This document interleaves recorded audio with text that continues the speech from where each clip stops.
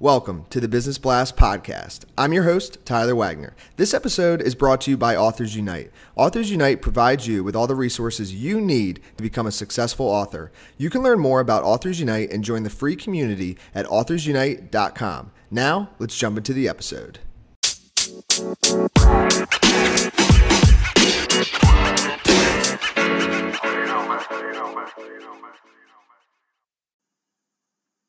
All right, everyone. Welcome back to another episode of the Business Blast podcast. I'm your host, Tyler Wagner. Today I have Benjamin Bullman with us. He currently works in Iron Mountain's data management division as a client development executive. In addition to working full-time, Mr. Bullman also attends LaSalle University, where he is pursuing an MBA degree in business systems and analytics. Despite the heavy workflow and demanding schedule, there are many other interests that whet his appetite, including bicycling, golfing, fitness, music, snowboarding, reading, God, family, and being a world-class brother, son, husband, and uncle. So welcome to the show, man. Thank you, Tyler. Appreciate you having me today, sir. Happy Friday. Thank you, man. You too. So we'll dive into the first one. The first question I have for you, Ben, is what is the best story from your life that has an underlying valuable message? So I think the best story for me actually comes back to my beginning stages of college where I attended James Madison University. I was one of those kind of kids that didn't know exactly what I wanted to do. I joined a fraternity, had tons of friends, switched majors about 10 to 11 times. And, a couple years in, I just kind of decided, hey, let's start over and find out what my why is, right? What my passions are. So I actually went ahead and transferred to Rider University, studied marketing while doing a majority of cold calling for some contractors in the area locally, and really found my passion for the sales and account management realm. And although it's less of a story and more of just a little bit of a timeline, it really was a pinnacle moment for me in that it really taught me to seek out what I wanted to do versus what other people had advised me to do in the past. And I really think that I would strongly encourage, your users and people that are quote unquote lost in life to kind of really, dig within your heart and find out what you really want to do. And I think all the rest will kind of fall in place from there. And what is the most valuable piece of information we should know that's within your expertise or industry? So for me, and I wrote this actually in the description that you had sent over to me, there's two types of salespeople in my eyes. There's hunters and then there's farmers.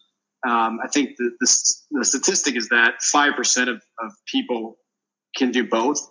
I actually pride myself in being able to do both. So not only being able to cultivate and sustain long-standing relationships, but also to really drive new revenues and pitch products and services. So really just the ability to be a hybrid kind of rep, if you will, and really kind of cover the full gamut of sales expertise. And what is your best piece of overall business advice? So not necessarily industry specific. So overall business advice, especially when it comes to sales and account management, is to really do what's best for the customer. My boss actually has a famous saying where if you do what's right for yourself, what's right for the customer, and what's right for both, you're 9 times out of 10 going to be doing the right thing. So I'd have to say, the underlying message in that is that do what's right for the customer. And again, the cards will fall in place from there. And if you could give your younger self one piece of advice, what would that be? My younger self, some advice, set goals. I think it's one of those things where I think studies have shown that 85% of people in their youth that set goals achieve those goals and become successful. So if I can look in the Sleeping Beauty's magic mirror and tell myself one word of advice would be to set goals and also execute on them. And in your opinion, what is the key to happiness? So the key to happiness is to have a positive attitude no matter what you're doing. Especially, again, I kind of speak more from the sales side of the house because I've been in sales for almost 6 years now. But it's to take the good with the bad, meaning that if you have to take those ugly calls, kind of make them. praise yourself for your achievements, but at the same time, stay humbled and always hungry for more, and never kind of deal with being content. And what is the best book that you've read, and what was the number one thing you learned from that? So actually, this is my favorite question, a very tough question for me because I do have a lot of books that I do like to read, but I have to defer to my recent reading, which is from the book Awaken the Giant, and it's by Tony Robbins. And the quote that really resonated with me was, if you want to change your life, you have to raise your standards. And again, going back to the, what I tell myself, in my youth to pave a more successful path in my career is to really kind of, evaluate where you are and then kind of, take it 2 notches up and set goals and objectives to achieve them. And what is your favorite quote and why?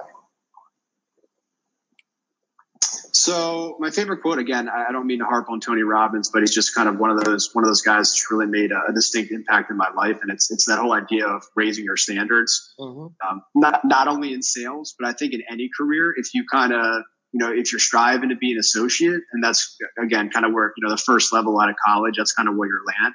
But my thing is, when I first came to Iron Mountain, my mentor asked me what I wanted to be, and I told him I wanted to be the CEO.